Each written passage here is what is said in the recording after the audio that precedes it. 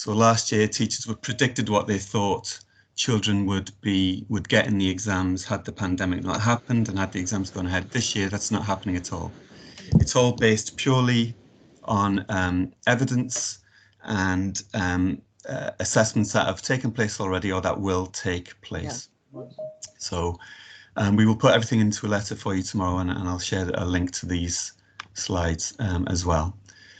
So in terms of, to try and reassure you, there will be internal quality assurance of all exam grades across every subject, every school in the country. So at Okehampton, we were very good at this last year, and we will make sure that we collate, benchmark, evaluate, review, and finalise the grades before we submit them. We have to check for bias. That's in the policies that's now been agreed by government, and malpractice, so any kind of cheating that's going on.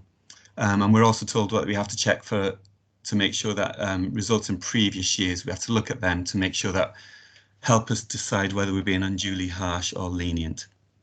It's important that you know, and the children know, and I'll speak to the children on Thursday, I think it is, that each grade in every subject has to be signed off by at least 2 teachers, and one of those teachers has to be the subject lead. And at the end of the whole process, the head of centre, so Mr. Brett, has to confirm those things there, so that it's a true reflection of the students' performance. Students have been taught sufficient content to allow progression to the next stage of their education, and internal quality assurance have been met. Now, so for a lot of teachers in the country, it's that sufficient content phrase that we've been asking questions about, and Ofqual have stated in their confirmed policy decisions now that they will not specify a minimum amount of content that needs to be covered before that teachers give those grades. So I'll come on to that a little bit later. So this is the policy we've started to write, which we'll put on our website as soon as it's completed. This will specify the detail, define the protocols that all staff will follow. It's not complete yet, obviously, because we've just had the policy decisions. I've got a link at the end of this presentation to a range of documents that you may want to consult. And there is a consultation happening right now. It ends on the 11th of March. So they've just opened what's called the technical consultation to look at their proposals about how schools will grade children.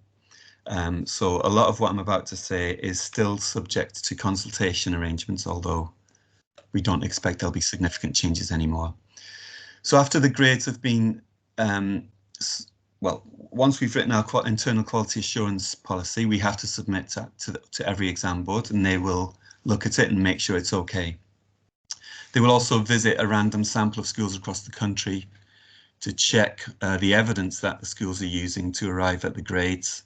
And if they see any evidence that they don't believe to be authentic, or if they've got any kind of concerns with that respect, they will investigate.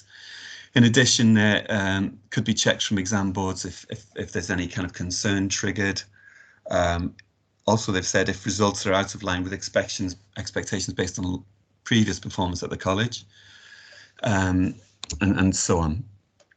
But I'm not too concerned with the expectations based on previous performance at the college because of something I'll say in a little bit.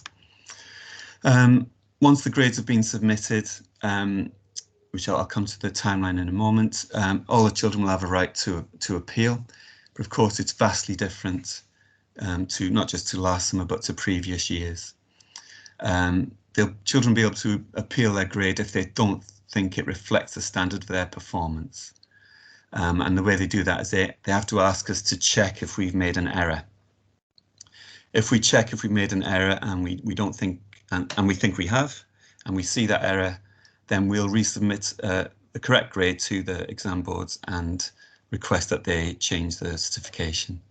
If there is no error, and if we don't think it's an error and the students think that they still want to appeal, then we have to submit that appeal on their behalf to the exam boards.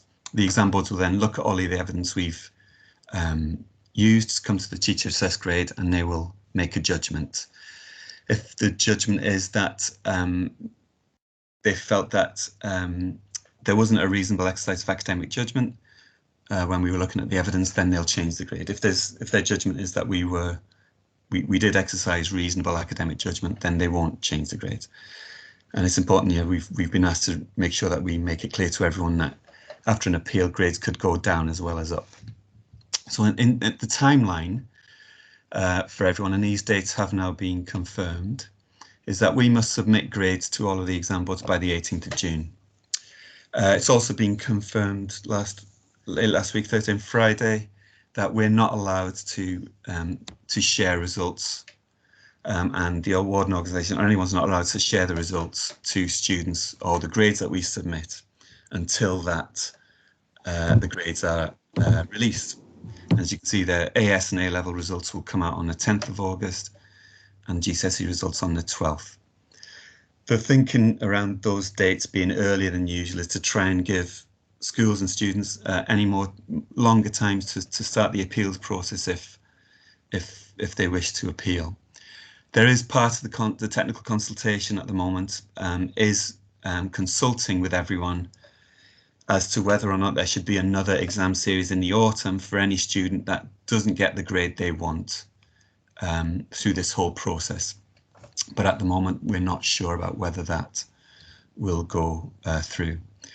And we've been asked to determine those grades as late as possible in the academic year, hence the 18th of June date, and that will allow teaching to continue for as long as possible, obviously to try and contend with the disruption that's happened.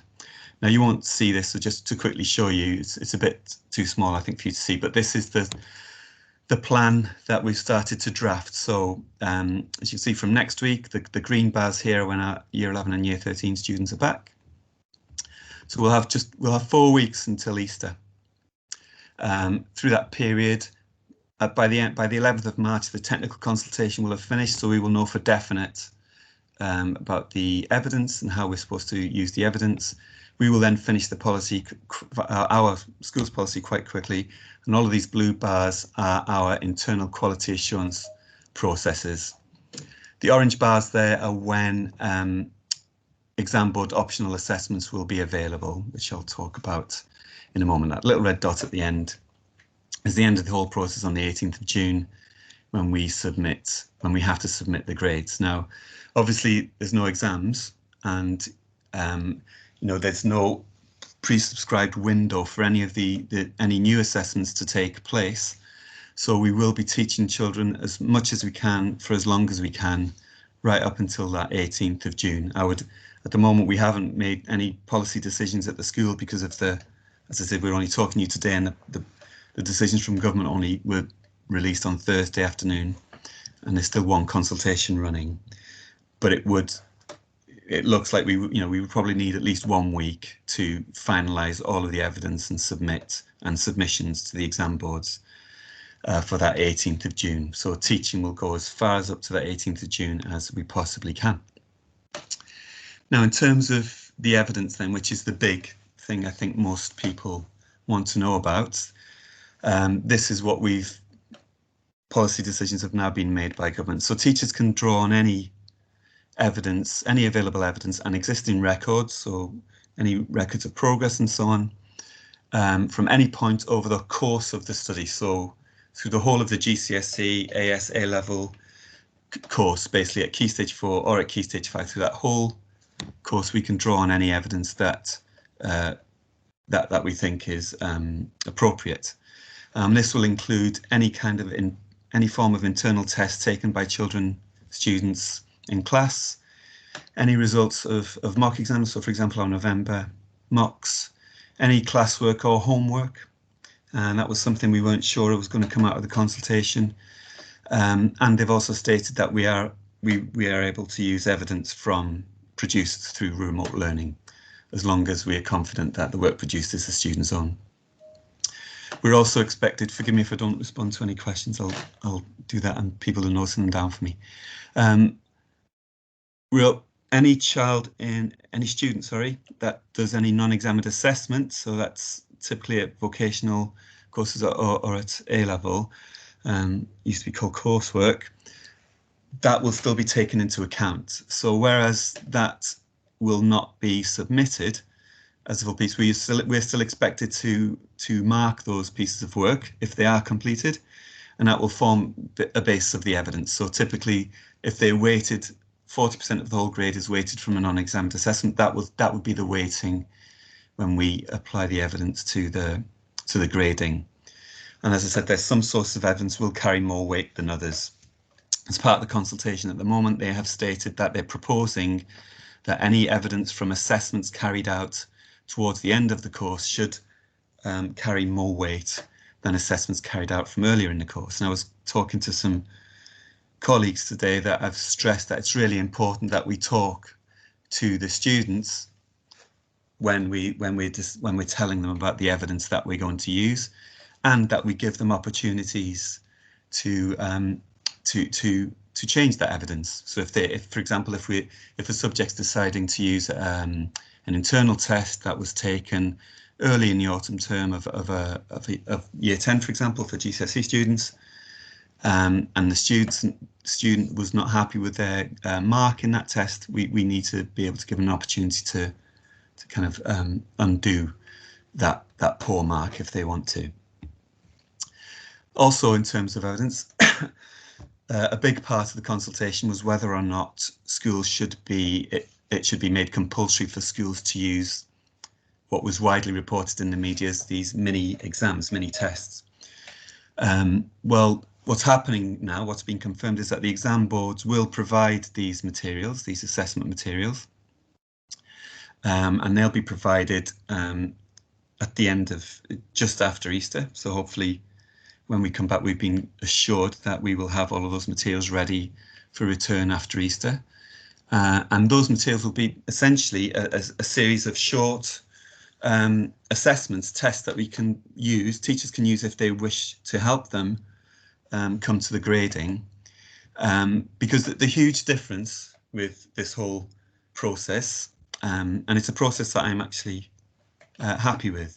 I think it gives children a very good chance. It's probably the least worst option given the circumstances, but it's very important to realise that this is really different to how it's worked before. In this country, we don't have criterion referenced assessments, but this is criterion referenced assessment.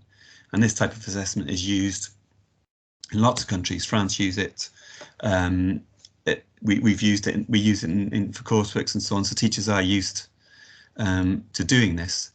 But the one thing that teachers are not used to is being told that this particular aspect of that course, of that content taught in the course, is a certain grade.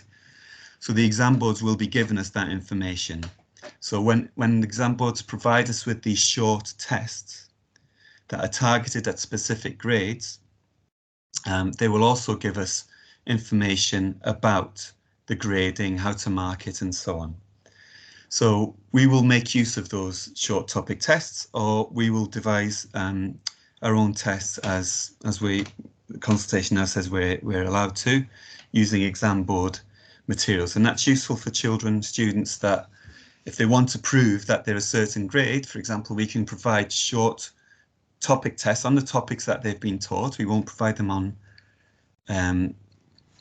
assessments on topics that they haven't been taught, but we can give them these short topic tests that focuses in on a specific grade. So if they wanted to prove that they're a grade 8 and a grade 9 with quadratics or something that they've been taught in maths, we can provide children with a short test on that so that we can get the evidence to say, yes, that's of a grade 8, grade 9 standard. And very, very importantly, which is something I was personally worried about from the consultation, there is now an opportunity for students to kind of respond to any disruption that they've faced as a result of the pandemic. So before we submit grades, we will be telling the students what evidence we will be using. So I've already mentioned today we will be using results of class work from class, some remote learning, work produced at home, if we've got the confidence that it's been done by the student themselves, short tests that take place in class when the students come back.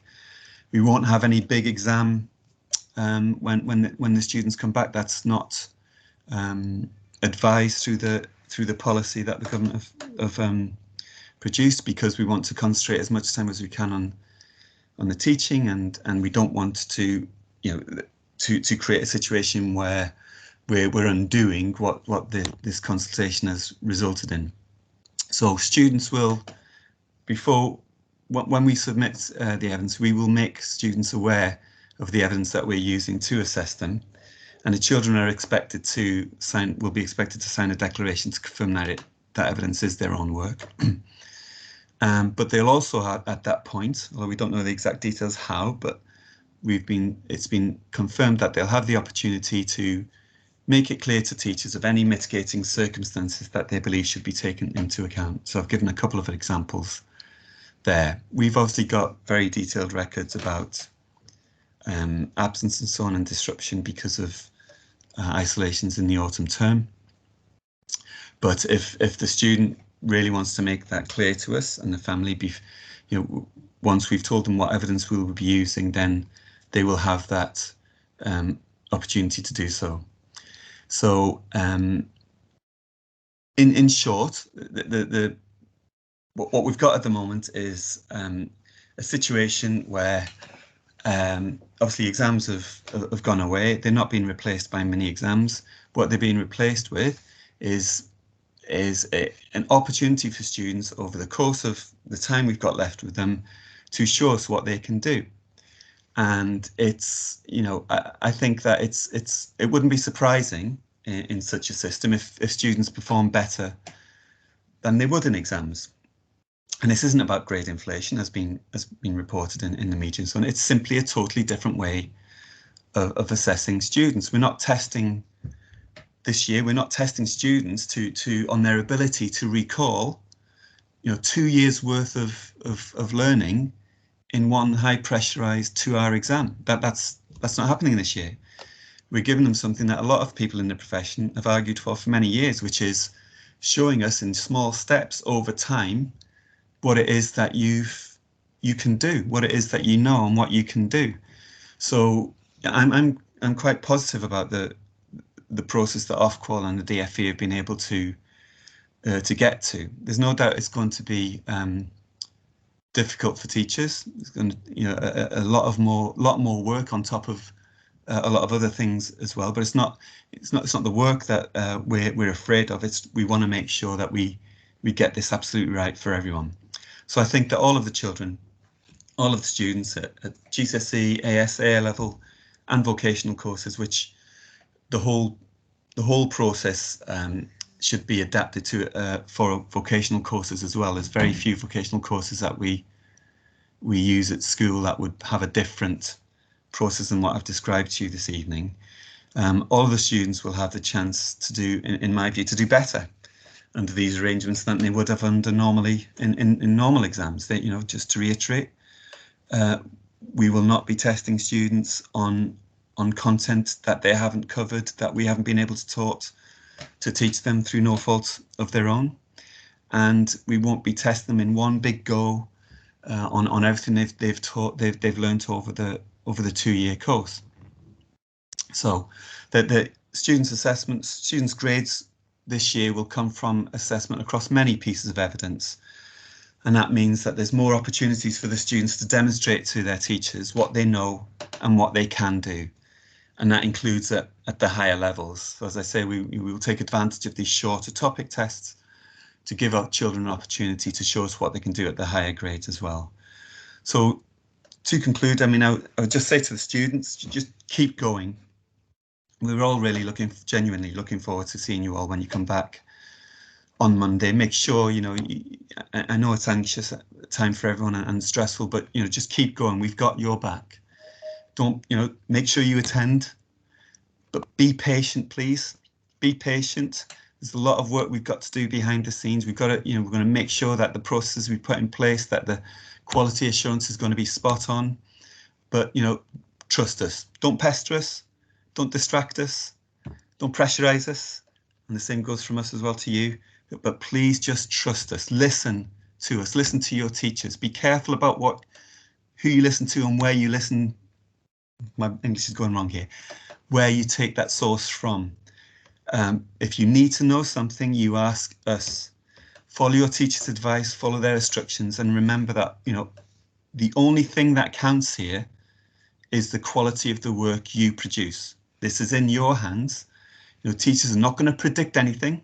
We're not allowed to predict anything. We can't give you predicted grades. We're not allowed to, because we want you to, you know, the process wants students to show what you can do.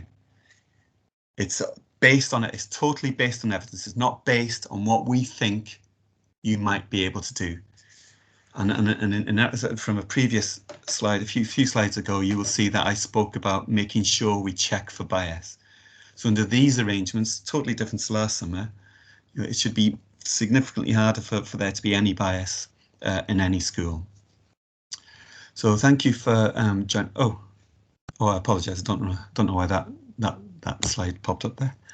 Thank you for joining us. This is a selection of links to sources that you may find useful to consult, but hopefully tomorrow we will follow up this little presentation with another letter outlining some of these key things, and then as we develop this exceptional arrangements policy, we will give you very specific details for every subject. So we will give you specifically for each subject the evidence that will be used, and your teachers will talk to you when you come back, and the teachers will consult with you, and the teachers will tell you what part of the course content hasn't been covered, won't be covered, and won't be assessed. And we will put all of that in writing into our exceptional arrangements policy, which we will publish on our website for complete transparency. So I'm sorry that was a kind of a whistle-stop tour through where we are at the moment. But as I said, I will update a letter will come out tomorrow with all of this in writing so that you can refer back to what we've said. And of course, we will keep you updated as and when things change. Okay, thank you very much.